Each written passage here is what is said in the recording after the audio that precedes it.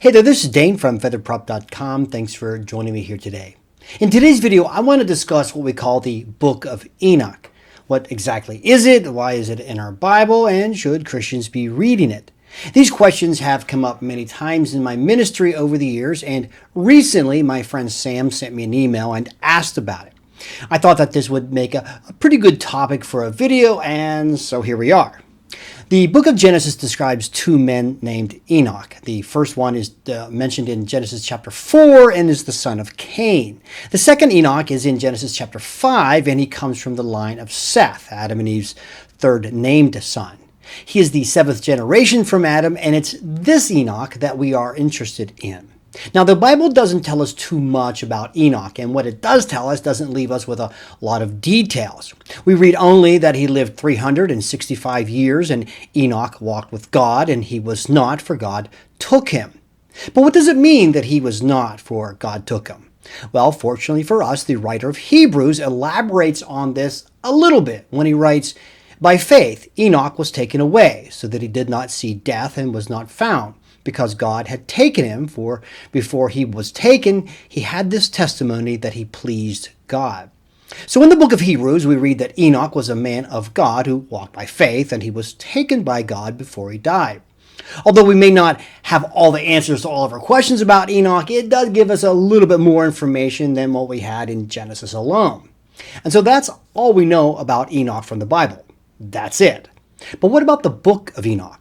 Well, first let me point out that when most people talk about the Book of Enoch, they're really talking about the first book in a series. This is because there is first, second, and third Enoch. It's not just a single book, but a collection of books. And first Enoch is sort of a compilation of texts that are kind of awkwardly sewn together.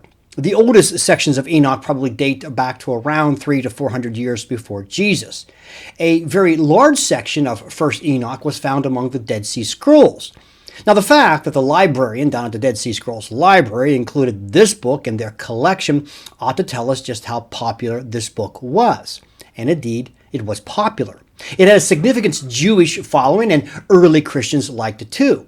As a matter of fact, in the New Testament, Jude quotes from the Book of Enoch, and it seems that Peter makes a reference to it as well. More on that later. There are probably less than 100 or so manuscripts of First Enoch, and among those there is some significant variation of the text. In other words, it's not always clear what the original document said because later text shows some variations, some differences. Now, let me first point out something that's very important.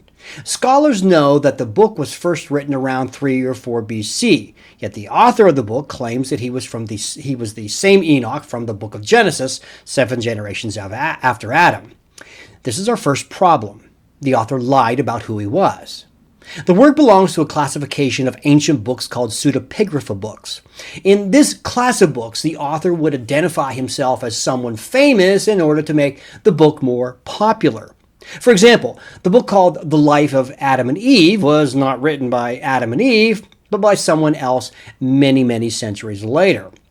Now, this should be our first clue as to why books like these are not part of our Bible. You see, as early Christians were being persecuted by the Romans for their faith and their books were being confiscated, they had to decide which of their books they were willing to lay their lives down for. A book written by a liar simply didn't make that list.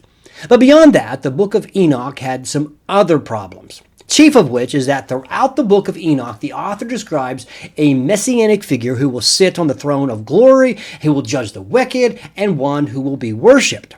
This figure is sometimes called the Chosen One, or the Anointed, or simply the Son of Man, which is a name Jesus often used for himself. Then in chapter 71 and verse 14, the author of the Book of Enoch identifies who this figure is, and it's himself. The author of Enoch claims that he himself is the Messiah, one to be worshipped, and the one who will judge you and me. It's probably for this reason alone that Christians would be disinterested in considering the Book of Enoch inspired. Anyone who feels that the Book of Enoch needs to find a place in our canon of Scripture is probably the same person who has never looked closely at the claims of Jesus or the supporting evidence that he left behind. The Book of Enoch is fiction. It may be entertaining fiction, but fiction nonetheless.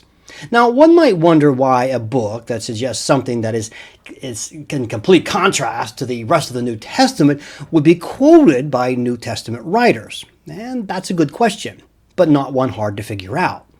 Jude, which reads like a sermon, seems to be based on 2 Peter. Scholars nearly unanimously agree that 2 Peter was written before Jude, and so Jude based his sermonette on the work of Peter. Now, just like in sermons of today, a preacher may want to make a point, and so he picks out something that his audience is already familiar with, like a popular movie or book. He then talks about the book or movie, highlighting something his audience knows about and makes a point with it. This does not necessarily mean that the preacher thinks that the book or movie is inspired. Rather, it's a technique used by the preacher to find some common ground with his listeners in order to make a point clear. For example, I can remember when Star Wars was released back in the 70s. Preachers would use that famous line, "May the Force be with you," in their sermons. They didn't do this thinking that the Star Wars movie was an inspired movie. It wasn't. Rather, they knew their listeners would be familiar with the line and they could make a good point using it.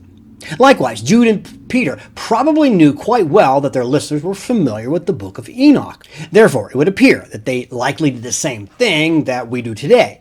They used the book to make a point. This does not mean that they thought the book was inspired. And this isn't the first time in the Bible that we read quotes from non-inspired works. In Jude verse 9, we find what appears to be a quote from the book of the Assumption of Moses. Paul in Acts 17:28 quotes from a Greek poet named Aratus, and in 1 Corinthians 15:33, he appears to quote an Athenian playwright. Again, these examples do not imply anything about the inspiration of those original sources. They only indicate that people like Jude, Peter, and Paul were familiar with contemporary works and didn't hesitate to cite them to make their points. So that explains what the Book of Enoch is, why it's not in our Bible, and why it's still quoted in the New Testament. However, we still haven't looked at the question, should Christians read it? Well, personally, I'm not into banning books. If a person has an interest in reading the Book of Enoch, read it then. I think it would be a good idea to take into consideration that which most of all of Christendom had before you, and that this book is a piece of fiction. It may be like reading the Left Behind series books that a lot of Christians have found entertaining over the years. It's certainly not inspired, but it is entertaining. Well, I hope you found this helpful. If so, then give it a thumbs up, and hope to see you here next time.